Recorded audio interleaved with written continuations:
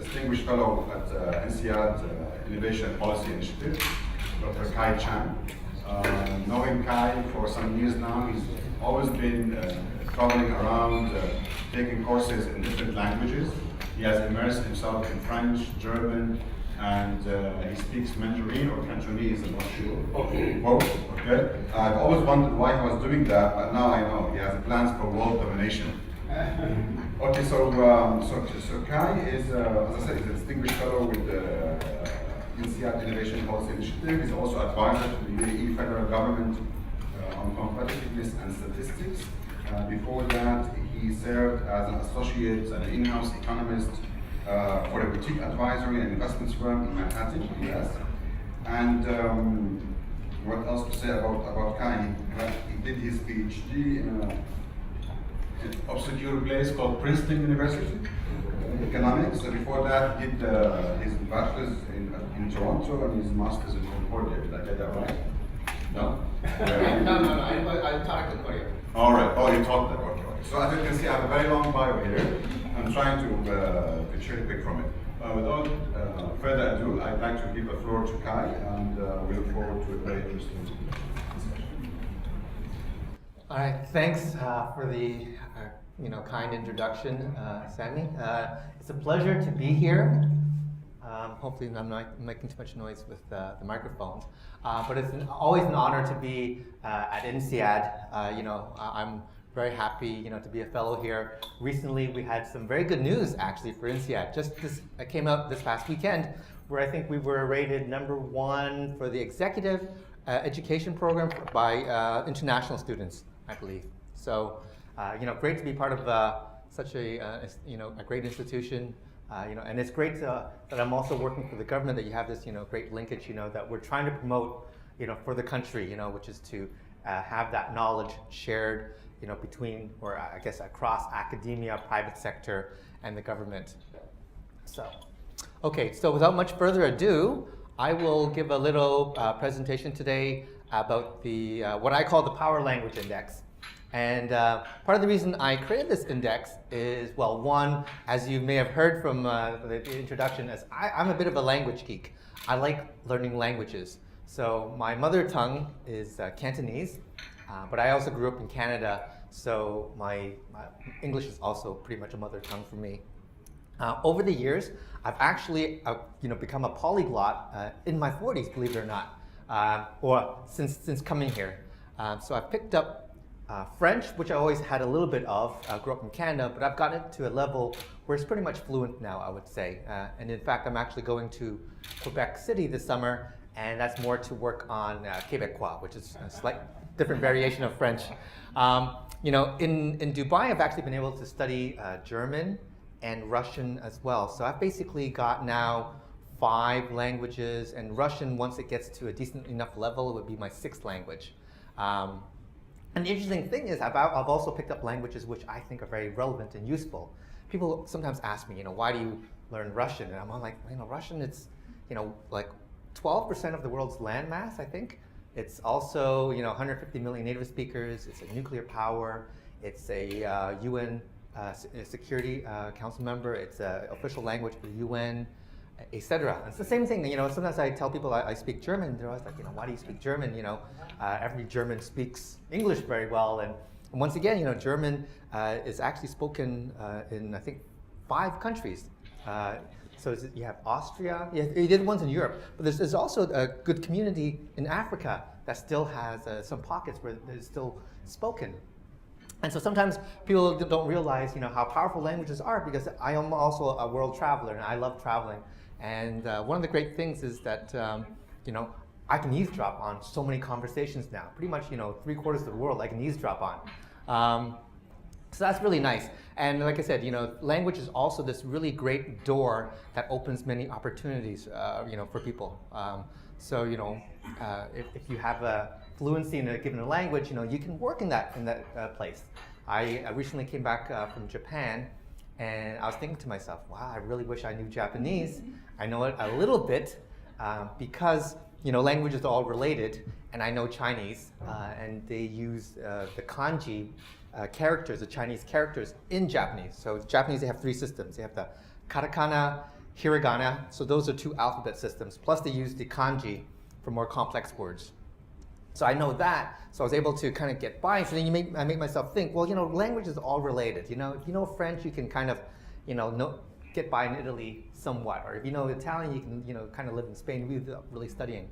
And then the same thing with, if you look at the other languages, if you're, Russian, I can pick up, I'm married to a Polish lady. I sometimes listen to her when she talks on the phone or on Skype with her parents, and I'm actually able to pick up some of the conversation, what she says to her parents, because I know Russian, or I know some Russian, so I can pick up some of what she's saying. So all of these factors kind of made me think, how should you assess, what is a useful language, and how can you compare which one is more useful or more relevant? And then the other reason why I think it was a natural fit for me to do this is I work for the UAE government, and one of the things I do for them is I help them achieve a lot of their strategic goals, national strategic goals. And this includes a lot of these things that they have, the national agenda. They want to be #1 for competitiveness, they want to be #1 for doing business, they want to be in the top 10 for ICT report, etc. So I work and understand a lot of these reports that the government wants to benchmark themselves on. So I've basically, since coming here, become an expert on indices.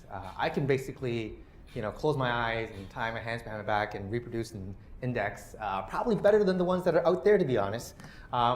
More frankly, because of the fact that a lot of the indices that are created, for the global, media consumption, is done not necessarily because it's the best methodology. There are other considerations about why, things are done in a certain way they are.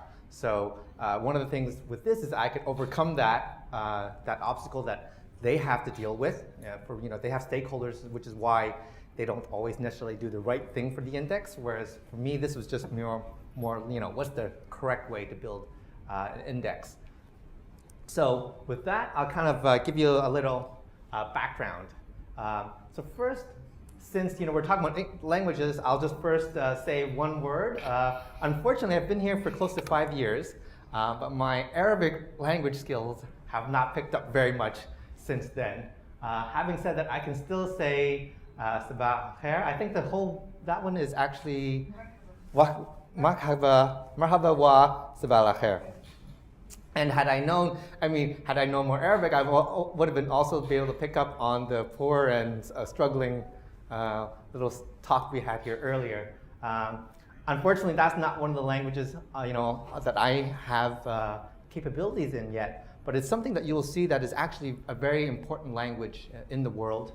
So I'm just a little sign that says hello, but I kind of want to give this as a little contrast later, because you see I picked approximately 30 languages, very prominent languages, and basically said, hello in 30 prominent languages. But one of the things that you'll kind of see later is that not all languages are equal to a certain extent. So as a little background, we live in a very diverse world. We have over 6,000 languages in the world. One of the interesting things, though, is that a lot of them have very few speakers. There are about 2,000 of them which only have about 1,000 speakers. And in fact, if you go to Google Translate, there are only 103 languages in Google Translate, right? So a lot of them don't have many, many large speakers. And the other issue is, how do you define a language, right? What's the difference between a dialect and a language, right? So quite often, the difference between a dialect and a language is whoever's, in political power, more or less, I would say. So when you talk about the 6,000 languages, only about 103, if you do the Google Translate test, are significant. So when you look at languages, languages are very interesting. So you have a very interesting story for those who are familiar with this one, the whole Tower of Babel. The reason why we have so many languages was, some of us humans way back then, according to this story, were a little too greedy and wanted to go all the way up to the heavens. And so as a punishment for us all working together trying to build this big tower, God said, no, I'm going to crush this tower, and you guys will no longer be able to speak the same language, so you can't coordinate and build such a great tower again. So that's at least one story about how things are happening. So now we live in an age, I said, where there are thousands of languages. But having said that, we have 7 billion people in the world, but half of them speak, 15 languages account for half of the languages spoken. So now this is the contrast I wanted to make. So I first said hello to everybody, good morning or hello, in these 30 different scripts. But languages are not all equal. So what I did over here is I actually took those same 30 good morning hellos, and I actually converted the size of the word hello to represent how many speakers there are of those languages. And you'll notice that things don't look the same anymore. So what clearly dominates here now is you see that Chinese is, there's about a billion native speakers of Mandarin Chinese.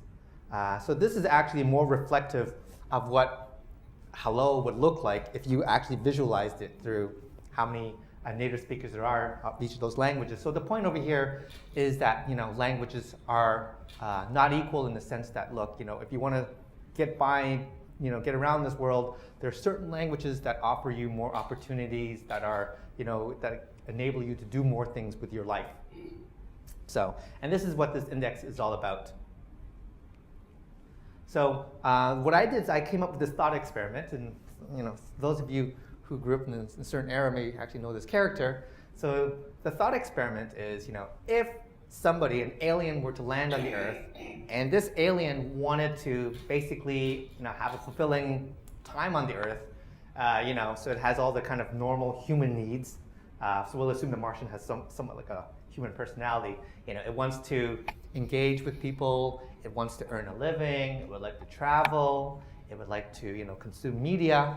If this alien were to land on Earth, which language or languages, would give it the most, flexibility to enjoy a good life on Earth, right? So the reason why I picked the alien example, obviously, is because, to each person and to each individual is going to be very specific, right? To, what their background is, which country they grew up in, where they're currently living, and what their interests are in the future. So this is more like a generic human who just is randomly placed on the Earth, which language would give it the ability to function very well. So this is the kind of the paper that I'm working on, and so it's basically based on this index, and it basically talks about like how you can assess which languages are robust or helpful. Because when you look at currently what's out there, no one has really taken a very scientific approach. Now, if you actually go out there and you try to do a little search about which languages are useful, quite often what you will actually find out there is people will have a very listing of the languages, and it's usually based on how many native speakers or how big the economy is. And that's basically all that really is out there at the moment, right? So this is a much more thorough examination of not just looking at the number of native speakers or the size of the economy, but many other different factors which play into how effective a language is for somebody. So his name is Martin Martian, for those who don't know him. Okay, so here's where the sort of the math comes in. So being trained as a mathematician, I just couldn't have some kind of presentation without some funky Greek letters, right? So these funky Greek letters are nothing more than a way to represent what I'm doing over here, which is to create something called the Power Language Index. And for those who are familiar with how quite often a lot of the indices work is you have something called an index, and you have things called pillars, right? So groups of indicators that are similar topic, and within each of these pillars, there are a bunch of indicators which hopefully try to measure what you're trying to have in here. So my Power Language Index says, well, first of all, I picked a very simple representation, right? There are many ways you could have done it. This one's simple because it's linear. One's like the HDR, for those who know the HDR is not, it's actually like a geometric average, so that gets a little more complex. This is very simple. It's linear, so everything's additive.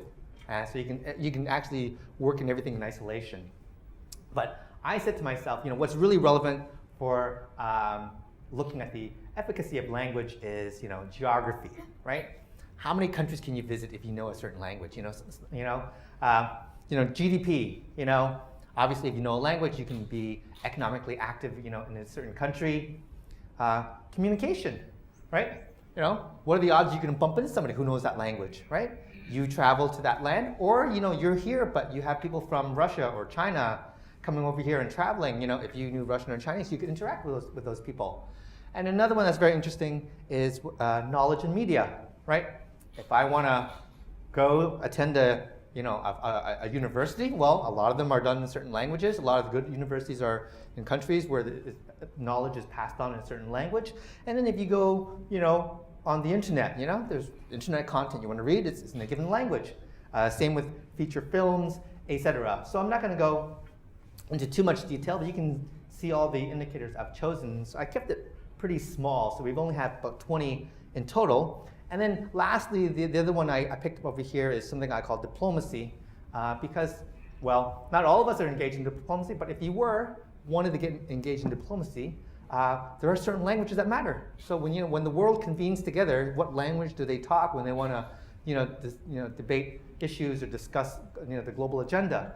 So over here I picked for diplomacy certain institutions that are very relevant, and we'll find some actually kind of cute or interesting things that come out of trying to get all this data and crunching it towards finding a powerful language. Now, one thing that you may think of, and just immediately comes to my mind, is how are you going to map all this to a language? Because almost everything you ask for over here is done, most data comes tied to a nation state, right? So there's nothing that says, how many, like how many, what's the exports of French-speaking countries, right? Because even then, you can find it for France easily, and you can find it for maybe Canada as well. But then how do you count Canada? Canada is about 25% French speakers, 75% English speakers. So if I wanted to count the GDP of all the French-speaking countries, how do I do that, So, and then you have other nuances which actually become quite problematic. So in Africa, it's quite common for the national language, official language, to be French. And the reason they do that is because there are literally hundreds of thousands of tribal languages that everyone speaks at home, right? So they need to have a common lingua franca. But the truth is none of them really speak French at a native fluency level. Most of them speak it at an L2 or a good second language level, right? So when you want to think about how am I going to map GDP or exports or whatever to a certain language, how do I overcome those barriers? Other barriers that we have to think about is when you look at things such as the number of countries that speak a given language. English is listed as an official language for I think 46 countries. But a lot of them no one actually speaks English. They just made it an official language because they wanted the country to be international. They wanted to raise their educational level or make it more welcoming to foreigners. And then you have another good example is Pakistan, where the official language happens to be Urdu, but it's spoken by only 10% of the population as a first language. Punjabi is the first language of about 50-60% of the population, but it's not official. So when I want to map the GDP of Pakistan, to the languages, which one do I map it to? Do I attribute the trade flows and the GDP and all these other characteristics to Urdu or to Punjabi? So the challenge over here was actually to find a coherent way to map all these characteristics to a language. So it was not straightforward, it was not easy, and it was a lot of pain. But I guess that's why I did it, because that's why no one else probably did it in the past, because it's not actually that straightforward and simple.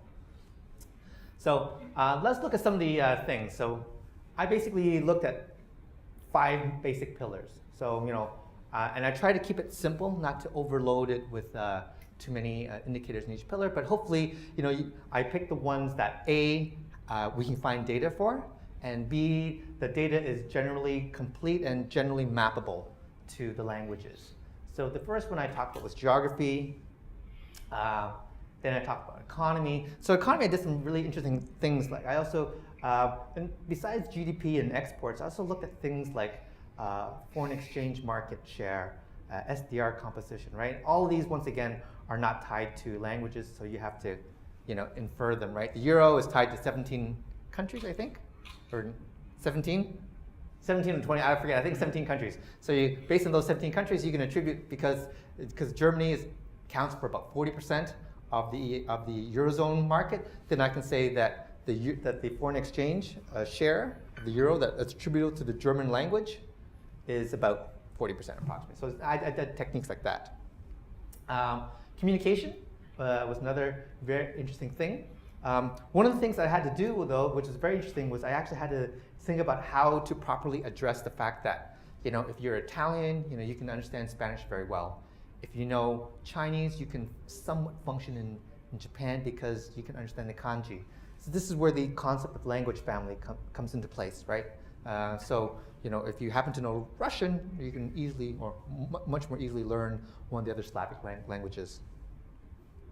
And then media knowledge, like I said, you know, here's the media content, and here's the knowledge content, right? Obviously, so if you are an alien or anybody in the world, one of the things that you want to do with language is actually to acquire knowledge and share knowledge with it. So this is these are the indicators that I chose for that.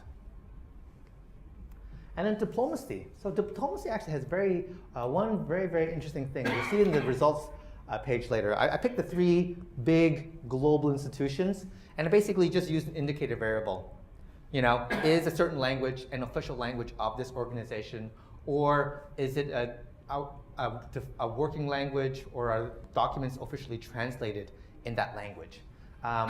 One thing that's actually very interesting, and I think I might have mentioned this to my colleague Faisal, is that you'll see this later. Is that, you know, French does extremely well in diplomacy. It still happens to be an official language of each and every one of these organizations.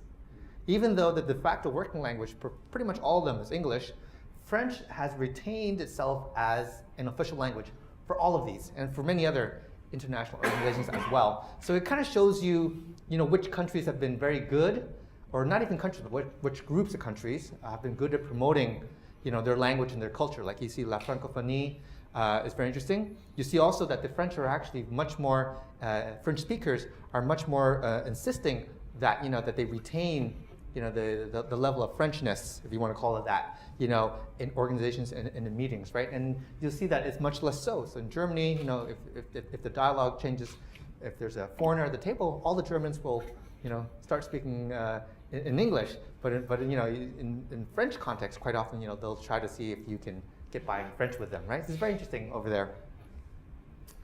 And this is also happens to be a school that's linked to France. And so one of the interesting things is that they've chosen English as the working language. And that actually had a little bit of controversy, I think, in the Fontainebleau campus for a while. So it's very interesting. Okay, and in any case, since I've got a limited amount of time, let's just go to the results page. So I guess you just have to, you know, trust that I did the index correctly, because it's actually very boring otherwise to tell you the actual details about how everything got mapped.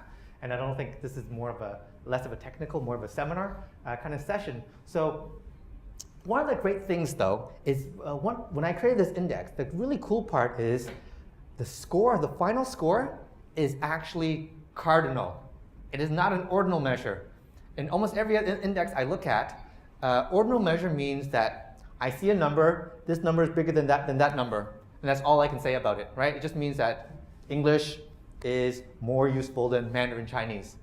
But this index is really cool because it's a cardinal measure, meaning this one is more than twice as effective. And I can say that this one is more than, 8 times as effective as Portuguese. So I guess there's no surprise here. English comes out number 1. Not a surprise, but I think what's interesting is to see how much of a gap there is between English and the next most important language in my index.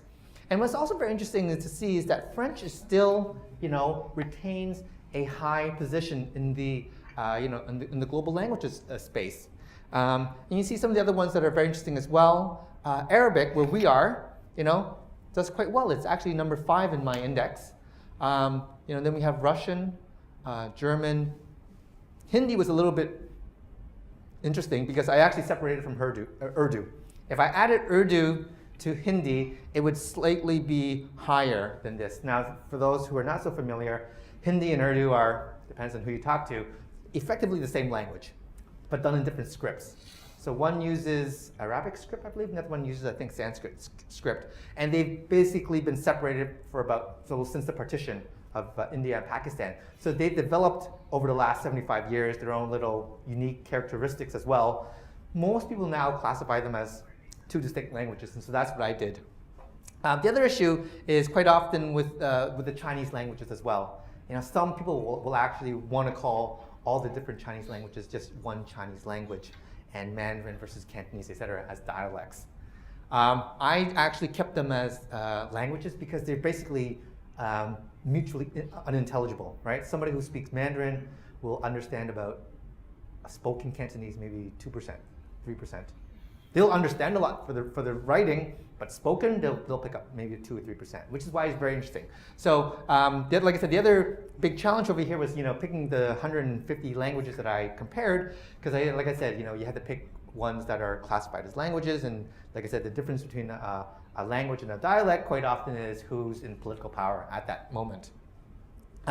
You see over here was another interesting point is that you see that certain languages punch well above their weight, right? You look at France, for example, French, with only about 80 million native speakers, they still come number 3, and they're by far the smallest group in here amongst the top 10. Like I said, one of the reasons why French has been able to retain that, a couple of reasons. One is that they've been so good at retaining French as still like a language of diplomacy, or at least a language of sophisticated diplomacy. So when people want to become educated, supposedly, and want to become diplomatic, they always learn French. That's just the way it is. So they've been very good at that and promoting the French language, and also because they have the legacy within Africa, where even though most of those Africans don't speak it as a mother tongue, they don't speak French at home, they speak it at a decent enough level that they actually have a lot of what we call L2 speakers. So here, like I said, here are the ranking, and you see how dominant English is, right? In every category you can think of, right? When you look at geography, you look at the land size of Canada. When you add Canada to Australia, to the U.S., to UK, New Zealand, all these English-speaking places, it's a lot of land area, right? You look at economy. Well, the fact that the U.S. economy is still the world's biggest economy, at least by nominal measure. PPP, I think China has surpassed it. But by economy, you have the U.S. economy, and you have the U.K. economy, and the Canadian economy. All 3 of those economies belong to the G7. Communication. I happen to be performing this session today in English. INSEAD happens to be originally a French-based institution, but they chose English as their working language for a reason. And then knowledge and media, you go search the internet, it's all in English nowadays. The universities, if you look at elite universities, they all, right now, if you look at the top 100, I think 80 of them, or 75 out of the 80, 75 out of the 100, are either in UK or in US or in Canada or Australia. I think 75 out of 100. It's amazing. Can I interrupt you? Sure. An observation. If we were to exclude colonial languages, okay, so languages that have gained power because of colonialism, okay, then we would exclude English and French and Spanish. If we were to do that, then we have Mandarin first and Arabic second. Maybe I can actually try doing that calculation, seeing where it kind of reorders things. Yeah, that would be interesting to see. Okay, so why has English grown so popular? I'm political science by training, so I take a different approach. Okay, so why has English grown so popular, right? Well, obviously there's a legacy, so there's the colonial legacy. So you see, this is the Commonwealth. The English Empire at one point was really, really big. And not only was it big, it was geographically dispersed, right? So you had other empires, who grew big, like maybe the Chinese Empire grew big, but China never really went beyond here, But and same with say German. I mean, German may have gotten really big over here. Russia may have gotten really big over here. But what's really amazing about English is that it's really gotten itself everywhere. And then some of the countries that it former colonies end up becoming great and powerful nations, which really expanded its scope. And one case study I'll talk about is I actually lived in Singapore for 2 years, is how English kind of grew was, if you think about Singapore, that's a very interesting case. In Singapore, they had race riots in 1965. They got kicked out of the Malaysian Federation. So when they were starting their country anew, they said, okay, we've had race riots in the country before. So when we're picking an official language for the nation, well, if we pick Chinese, then we might, a lot of the Indians and the Malays may get mad, right? If we pick Malay, then obviously we're actually Chinese majority population, and so they had a lot of different issues. Even if they pick Chinese, which Chinese should they pick? Because they're the major Chinese spoken in Singapore is Hokkien actually. It's about, I think, 30-40%. And the second one might be either Teochew and then it's Cantonese. So those are the big three over there. But even then, if you pick one of them as the official working language, everyone else will get mad. So what Singapore did, and this was very smart of them, especially back in the 60s when English was not yet at the level it currently is, they said, we think that the world is kind of moving to a very international stage. We want to pick English as our de facto working language because it's not the mother tongue of anybody, so it doesn't, peeve off anybody. And plus they had a little bit of the colonial legacy anyhow. So they picked English as the de facto working language, but they also made the other languages official as well. But the rule in Singapore is everyone has to pick up fluency in English, right? And you can study and do other things also in the other official languages as well. And that's part of the case study of English, how it kind of grew like that. And one of the things is I'm actually possibly going to work on this paper with a colleague in Concordia who actually wants to model this. He's a Jia. So he wants to model this, and he wants to see if you go into steady state, run this, based on projections of where the GDP and population, et cetera, are going to go, what's going to happen to the languages? Will we see, a lot of them die out, and you have only one language in the world? Or will you see something like maybe one global lingua franca, many regional francas, and a lot of smaller languages dying out? We'll see. So we're going to do something like that, hopefully, with one of my colleagues over there to see exactly the evolution of how languages are, because, like I said, it's not static, and we'll talk about that in a second. So there are many implications and applications, actually, to finding out, which language are dominant. It's not just a fun and cute thing to do. For one, there are many institutions, countries who want to promote their language, not just for the sake of promoting the language, but promoting your language is a way of exporting your culture. It's a way of expanding your markets as well. So you see that quite a lot of them have been very successful and worked very hard at it. Like I said, probably the British Council, Alliance Française, has been really, really good at it. When you look at the global power structure, I would say less so for, say, like China with they have the Confucius Institute now. Less so with Japan. I don't think they've been as good, and I'll talk about why I don't think they've been as strong as, say, some of the other people in terms of promoting their the language and culture. Like I said, they go hand in hand. And another reason why it's very practical is that English in and of itself is a competitive advantage for a country. There's a reason why Dublin, Singapore, Hong Kong, New York, London are the global, financial capitals of the world. Why is Hong Kong the global financial center or the financial center of Asia? Why not Tokyo? Tokyo is a much, much bigger city, 30 million people, much bigger economy. But global finance takes place in Hong Kong instead, and in Singapore. Why not in Thailand, why not in Bangkok or someplace like that? English in and of itself is a competitive advantage, and it's something that a lot of the reports seem to skip over that fact. The language that the country functions in gives it an advantage, or if there's a certain fluency by the people who live in that country of the language, it gives them a certain competitive advantage as well. So one of the things I actually did was I actually looked at the World Economic Forum, the Davos list. And if you look at the Davos list, there are a couple of things you see. The first thing is that it's not reflective of the world in no way, shape, or form. If you look at by population, it's way, way off. Okay, you see here the countries who are the biggest participants in Davos. Okay, so this is kind of like a proxy for the global elite, right? Okay, so U.S., I can understand why. if you look at by GDP, things might start looking a little better. If you look at by the number of billionaires, which I did both of those, GDP, billionaires, and many other ways to correct how you think, this can be quote unquote reflective of the world, you'll notice a couple of things. One is that there are certain countries that really seem to, at least when you go to the global elite, punch way below their belt. So this is the ordering, 1, 2, 3, 4, 5, 6, 7, 8, 9, 10. So these are the top 15 attendees at Davos, right? The most number of billionaires is here. The largest economy in the world is here. But the second most number of billionaires is here. And this is also the second largest economy in the world. I think part of the reason, and I actually have a model with equations that actually shows this, part of the reason why places like Japan and China, Japan's third biggest economy in the world, has, many of the biggest corporations in the world, but they really punch below their weight in the global pecking order for the global elites.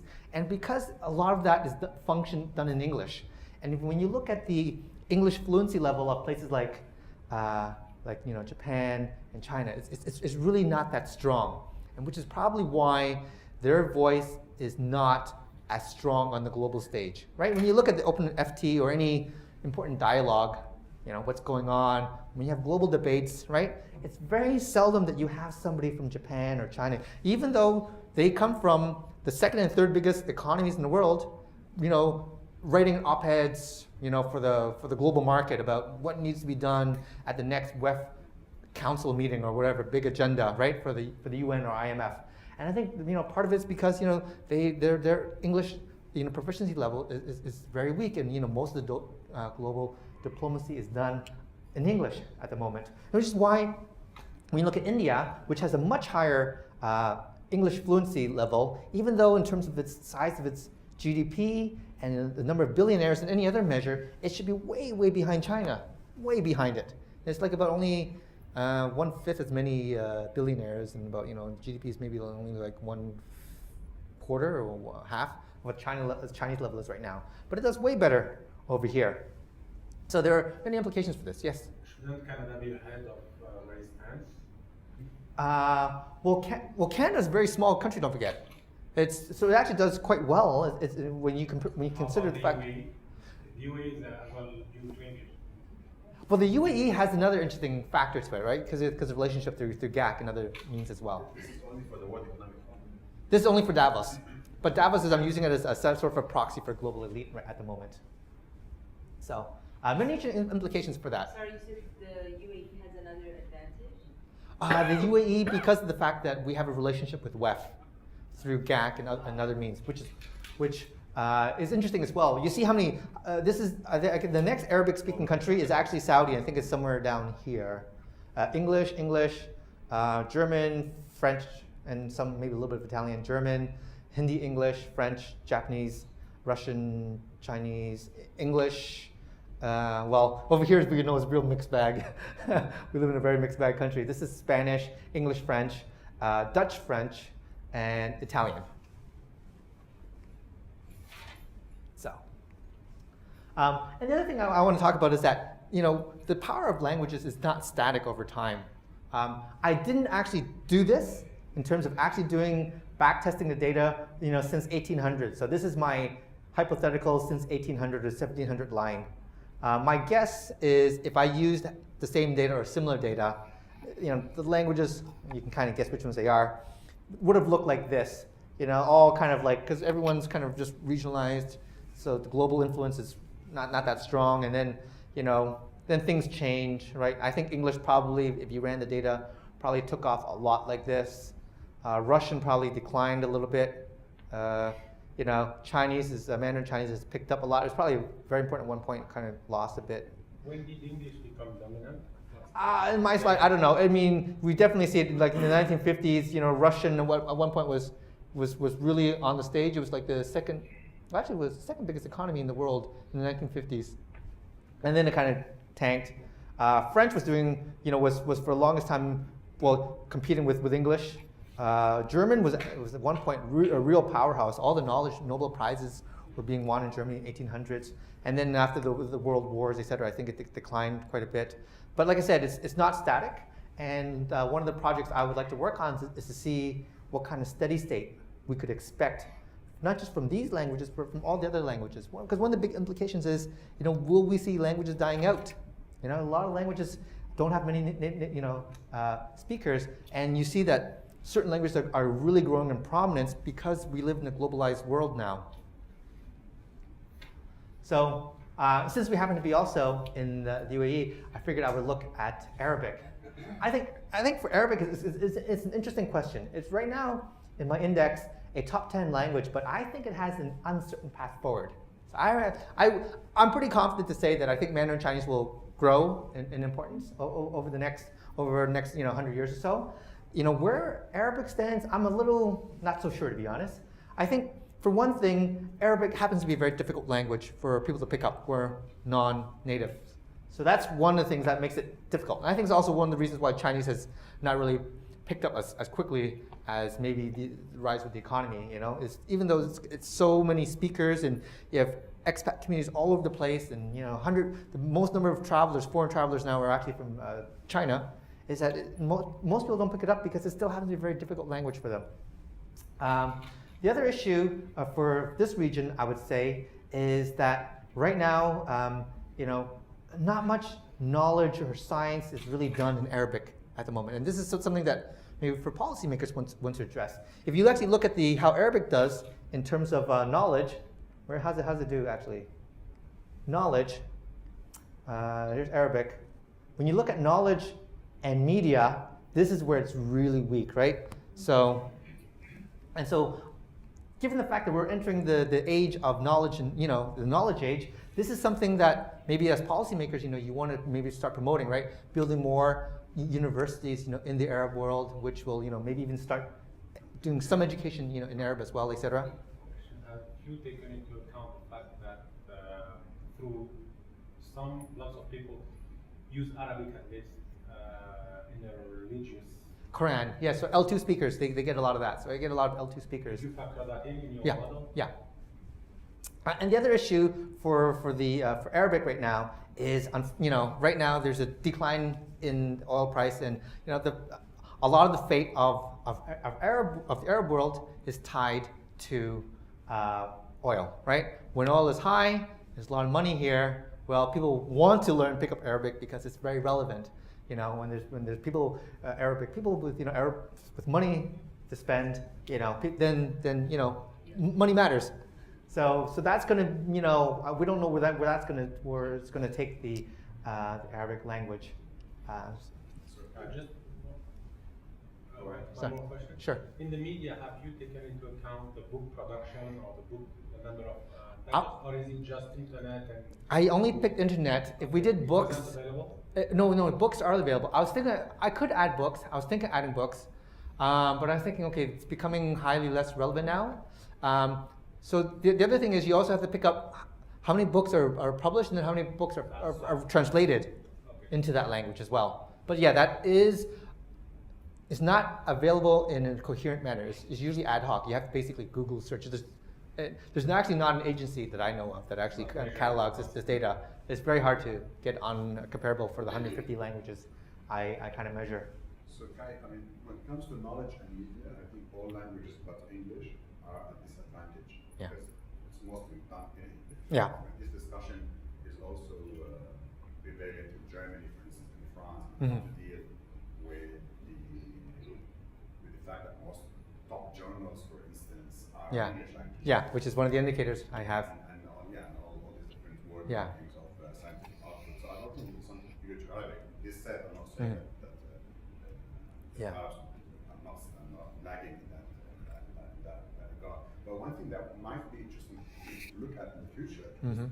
is the relationship between the ability of a language and society to infuse foreign words and languages and integrate them into their own language. I'm not. I happen to be maybe in the minority view that the fact that Arabs today mix English, French, and Arabic in their daily language is actually something, it's an element of strength, and it would help the language to survive, and it will become a different type of Arabic. It's useful now, but it will survive as such, integrating all these foreign words and technology, rather than close it off and say we should only use the classical Arabic correct word for a term that is very much widely used in a different language.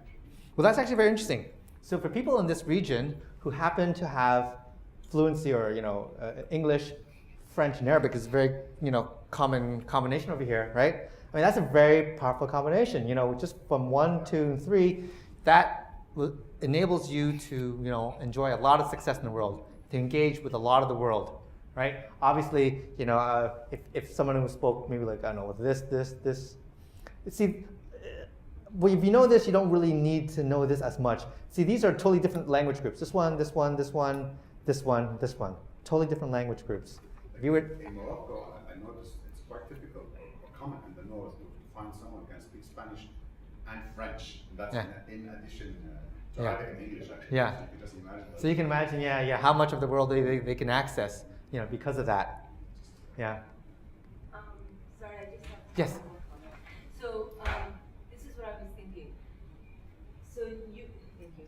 So you mentioned that there are 2 indicators. Okay, so one indicator that you mentioned was the knowledge and Media.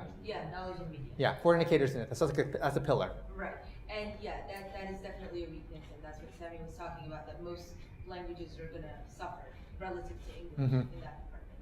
But you also said that some countries prosper simply because English is commonly used in the language, officially for official purposes, like in the case of Singapore or even the UAE. In many cases, English is used. So how do those 2 indicators kind of contradict, or not? But they go against each other in a sense, right? So you want knowledge and media in Arabic, but you also want to have a high level of English. Well, right now, English happens to be the dominant language, but things evolve over time. So we don't know. Things may happen that maybe English influence will grow less, or the Arabic influence will grow more. So I don't think it's, you can still have people, versed in English, but have more, say, knowledge, more, Arabic literature journals or something like that, Arabic language journals. So you can still promote the language and still realize that at least at the current time, English happens to be the global lingua franca. It's the language of knowledge and science at the moment. So try to promote both. So you can try to promote both at the same time. I'm Canadian, and we try to make English and French equal in Canada. They both have equal status in Canada. So it's not in fact, one of the things from this index is I would encourage people to pick up more languages, and not just pick up one, but when you look at this combination, think of the language that you can pick up that would be especially complementary to what you currently have, which is probably something that's a little outside your realm, right? Because if you already know Italian, well, picking up learning French may not be so, opening more doors for you, right? But if you're like a French native speaker, then you pick up Japanese, that's really opens your doors, right? So this index has many different ways to view it, right? And like I said, I would highly recommend for people to be proficient in many different languages, because like I said, it opens up the doors for you. And as you'll see in another slide, I even cite some literature about people. You think differently. You solve problems differently when you think in a different language. Yeah. So. Yeah. Sure. Yeah, if I may, very interesting. It's interesting how you also took into consideration the second, an L2 or second language learner, because if you learn a lot of languages, people have different levels. So if the expectation is native speaker fluency, it's kind of unrealistic. So I'm wondering how that can work in. For example, I worked in Switzerland where it was enough to have a listening knowledge. You went to these multilingual meetings, you're probably familiar with them. So I'm wondering if, as you move forward with this and can compare, to me it seems the fact that if people are more accepting of a non-perfect use of language, like in Namibia, I spoke German 3 days and didn't realize I knew so many words and forgot grammar, but I got along fine with this group. So can that be worked in where you're kind of tracking it? Because it seems to me that the academic side, the publications, is one thing. I remember in the 70s for MIT, in the US, you were supposed to study German and Russian. The literature and the scientific stuff were in those languages. So do you think this can be applied to different sectors? Like, this is knowledge, this is the publishing, and what's pushing this use. People would like to publish in different languages, but then it won't get cited. and it won't get continued. But then are there other reasons for this interaction, not necessarily having a perfect knowledge of a language, but like on the social side, I was interested in seeing FIFA there with the French. I go, oh, that explains a lot. Yeah. Because if you're able to like work behind the scenes in a certain language, that relates to power. So I don't know if I can draw those together, but do you think that this model can be applied to different sectors like this when you extract the knowledge part, or you look at the traveling people face to face, that means a common language is needed. And then I remember for Arabic, people had to use all those other symbols to type because they hadn't made the Arabic script. I'm saying this correctly. So I mean, it's interesting if your model can pick that kind of thing up as well, because it's fascinating. Thank you. Yeah. There are many ways that this this model can be used. One of the things that you point out is very interesting is the fact that because English has become the global lingua franca, there's a much more, I think, tolerance by people to to listen to people who are not native speakers, and and it's normal to hear a different accent, right? If you go to China, for instance, right? Or some other places, right? If you try to speak the local language there, it's really tough because they're not used to hearing an accent or stuff like that. So that's another advantage, that English has, right? So it's been able to do that. What I think would be good is, like I said, for people to realize that, having an L2 level is also very good because it still does open door. You don't need to be fluent in the language because the door doesn't need to be wide open for you as long as you can peek inside or go inside is all that really matters, I think, for the door. But like I said, there are many different applications, in terms about where what language is being used for publications, etc. One of the things we have to talk about is technology. Maybe in 10, 15 years, we'll have these universal translators, which I talk about over here in a little while, and that will kind of solve everything. But it's going to be interesting to see how that's going to happen. I think that could be in our lifetime one of the big things that will really change our lives. Having really powerful tools to translate in real time. Having said that, I don't think languages will lose their prominence because of the fact that, like I said, we think differently and behave differently when we act in different languages. Actually, just yesterday, I heard news that someone did invent this small device. Yes. To speak in Mandarin. And Yeah. it's in English. Yeah. So I saw that as well. So so here's the question: is are we going to have the death of translators and polyglotism? Do you really need to learn languages in today's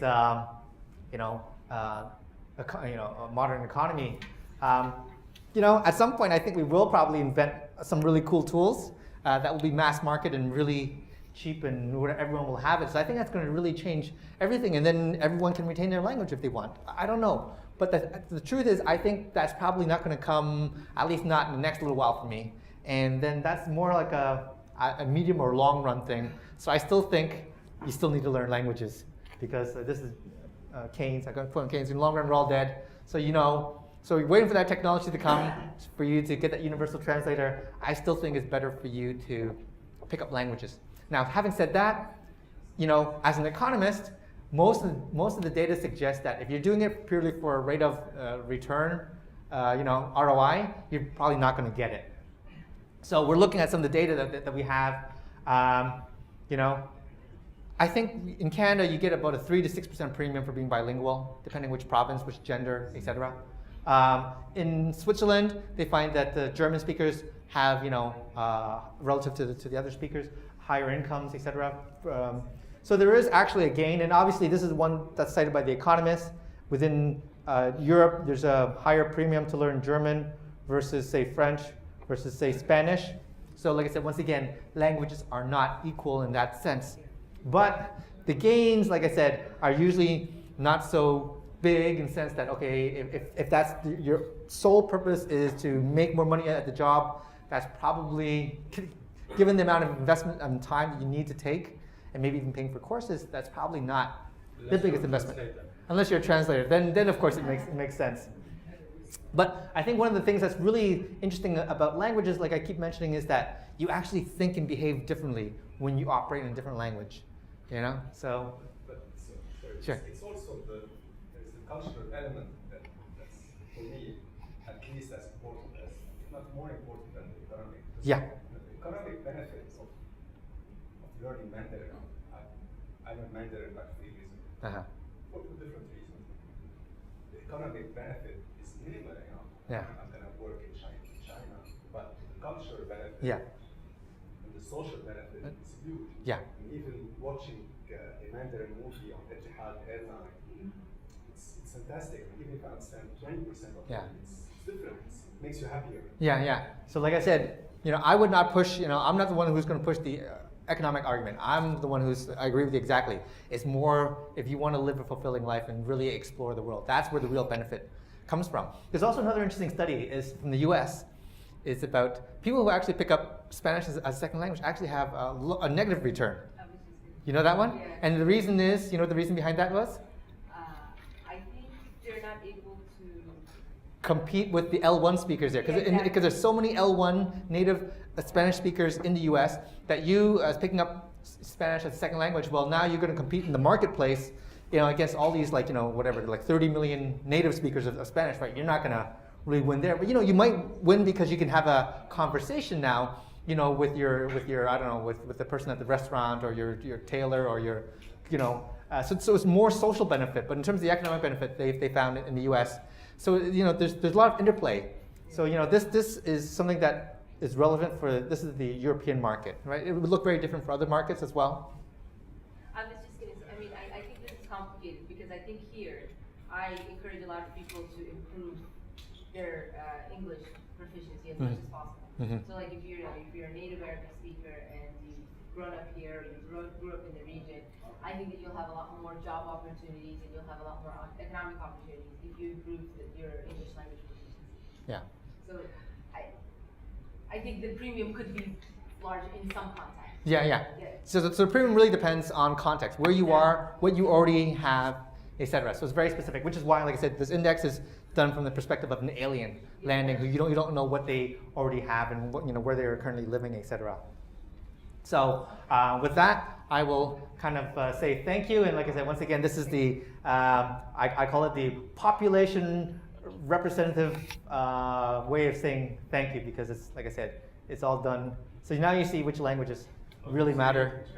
Well, this is Mandarin Chinese, and that's 谢谢, Mandarin Chinese. What's that up there? Which one? The green. This one? Yeah. That should be Hindi. Yeah. So the Russian, this would be German. I think also Dutch might use the same word. Japanese, this should be Thai. This is Korean, Spanish, no, Portuguese. See, some of them are so small. When you actually make them actually representative, you can't even see them, right? If you actually go back to the original slide, you saw all those languages. But this is, like why it's very interesting. Now, if I actually corrected this, then the next step to do is actually make each of the words equal to the size of their Power Language Index score. So that's actually probably more interesting way to see this final slide, which I should have done, but I didn't do. Sorry. Thank you very much. This was really interesting. I have three questions. I'm surprised why knowledge and media don't have, or at least are not rated higher. I would assume they're at least, because they provide feedstock really for the other factors, especially knowledge and media. For example, Japanese. The influence of animation or anime media has made a lot of locals, and some of my students are, I wouldn't say proficient Japanese speakers, but they can communicate well in Japanese, and that's the effect of media. Yeah. So, and that's just media aside. What about universities?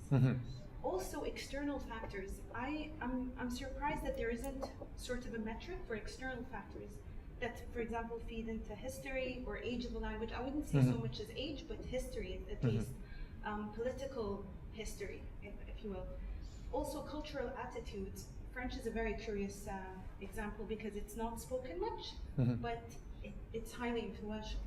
So I think it comes back to colonialism, as Dr. Mahroum mentioned. Yes. So again, if there is sort of a metric for external factors that feed, take these things into You actually have a very interesting point. I talked about this a lot, actually, even in my office with Faisal. Japanese is very popular in this region. They have a lot of soft power, but I actually presented something similar to this at Keio University in Japan.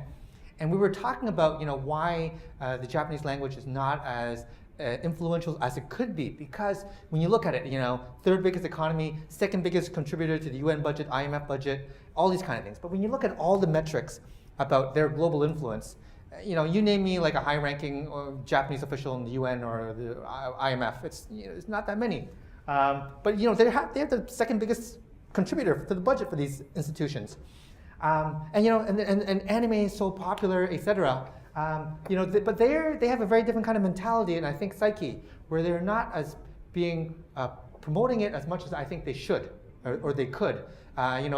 When I came to the UAE originally, we were in the Prime Minister's office, and they were offering Japanese lessons, in the office, because it's very popular. They have a very, very good brand. I think Korea is doing actually a very good job with that. What Korea is doing right now is what Japan should have been doing. Korea has been very good at pushing their pop culture, right? So K-pop, K-dramas, they're being watched worldwide now, right? So whereas J-pop, Japanese pop, is still more or less a Japanese or maybe it's Asia phenomenon, K-pop has become a worldwide phenomenon. So is K-dramas. People in Russia and Venezuela apparently love it. Even here, people are watching. I think in Tunisia, K-dramas are very popular. I heard K-dramas. Korea's become like the new cool place, and so they've been really able to leverage, the fact that Samsung as a brand is good, and I think, in part, that's why they're pushing it so much. When you promote the Korean language and Korean culture, you're also giving prestige to Korean brands, right? And that's also where China lags, right? China right now, you see a product from China, most people are still probably thinking, okay, it's probably a little shoddy in its construction, etc. So, when you build up the culture, the language, you have a lot of ancillary benefits, right? So you have more positive images of, products being produced in the country, or you have more confidence about setting up investments there, or, being able to live there as an expat, right? So you can attract more people there. You said the magic word confidence, and I think this is something the French has. They have too much confidence in their language, and they sort of impose it on others. Mm-hmm. And you see this as a result as the countries that were colonized by the French ultimately speak French, mm-hmm. whereas Egypt was colonized by the French, but still, and that's an exception. But other countries that were colonized by the English don't necessarily have sort of attached themselves, because again, it was sort of a knowledge. So it's interesting. I think cultural attitude should also factor into this. Yeah. That's going to be a hard way to kind of find data, representative data for that. But yeah, so like I said, one of the big limitations about creating the index is, like I said, finding data that you can actually map and match to the 150. So I actually ranked, like I said, 150 languages. And there were actually more that I should have included in them, but I skipped languages like Romansh, for instance, 40,000 speakers. I know maybe people in Switzerland would not be happy about that.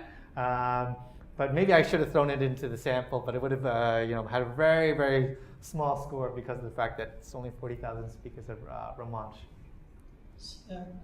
Yes, sure. Can you see the slide number 12? Which one? Number 12. Oh, 12, okay. First of all, thank you, Professor Kine, for this interesting presentation. It really was very interesting. My colleague and I were really very surprised to see French number 3. We believe the Spanish number 3. I just like to share one of my experience. Okay. 20 years ago, my institution in Germany, they were offering English as a second language, French as a third language, and then 20 years ago exactly decided to take French from the third as a second language, which is the after English. They put Spanish after English, and the fourth was the Chinese. So French pushed to the fifth offering at the institution. That was 20 years ago. So we wonder why still French so dominant as number 3. So I think it's a time series thing. So if you look at the time series, my guess, which slide was that? My guess is that, here it is. My guess is that, look, in my own trajectories, my Spanish would probably surpass French soon, is my guess. Because you have all of Latin America, well not all, but a lot of Latin America, and then even the other part of Latin America, like Brazil, is, Portuguese is very close to Spanish. So it's closer to Spanish than, say, French is to Spanish. I think that going forward, as those economies grow, because they're still emerging economies, as they grow and get more prosperous, you'll probably see a switch over here, is my guess. But having said that, the reason why French still retains such a dominant place, I think, is they've been, like I said, if you look over here, every single organization here has French as an official language. Every single one of them. Thank you very much. Thank you. I comment on that. I think it's because for a long while, starting from the 19th century, French was used as the elite language. It was Yeah. taught in courts in Russia. It was used for diplomacy a lot, hence the heritage from here. And French people say that French was a good language for diplomacy because in the same sentence you can mean the same thing and the opposite, which I guess for diplomats would have been very, very useful. But it's also many of these are in Geneva. It's not because of many of them As well. They say Geneva. Yeah, and that's actually another legacy because of the Geneva, Switzerland is seen as a neutral place. It's been able to push itself and promote itself through that. So that's part of the history and culture and legacy, which would be very interesting to try to map that in. If you could add that kind of component to it about how it, the history, the legacy, and where and how it kind of fits in. Others might be very So we interesting have as well. space for one more question. Good, thank Sure. you. So, okay, it was a very good talk, and I think the irony is that if the conclusion is that English is the most powerful language, real power comes from speaking a language other than English. Actually, it's true. It's true. You've been saying it, and I think it's been echoed. I know you can't find data for this, but it seems to me, and you mentioned it, that you mentioned Arabic and Russian and Mandarin are difficult to learn from non-native speakers. I think the ease of learning a language has to be very, very crucial here. I mean, I speak French and Spanish that have all these weird accents, whereas in English, you write things pretty much the way they sound. It has more words than many others, which is why when you see a side-by-side translation, the English text is usually shorter than the French one or the Spanish one. And it's counterfactual, but if China had actually colonized the Americas, and the United States, the lingua franca was Mandarin, I'm not sure that, it would be the global language the way it is today. So there's really something there about the ease of learning English. But again, you don't have data for that. So the one thing that you don't have data for, and I think it's I guess, difficult as well to measure, is the migration, right? And we talked about this. So a Filipino who immigrates to Canada, and Tagalog is actually one of the most spoken languages in Canada, is immeasurably wealthier than a Filipino back home. All the Mexicans and South Americans who've immigrated to the United States, and there are 35 million plus of them now, they speak Spanish as well, but the way it comes out in the data is that you count them as English speakers because they live in the United States. In reality, they're also Spanish speakers. They're captured in the L2, so Okay. so you can actually find so for the data for the language, you can actually find number of native speakers and secondary speakers, right? Okay. And so they usually and that's mapped out, to what their first language is in that country. Okay, so that's Yeah. okay. That's great. Thanks. Great talk. Thank you. Thank you.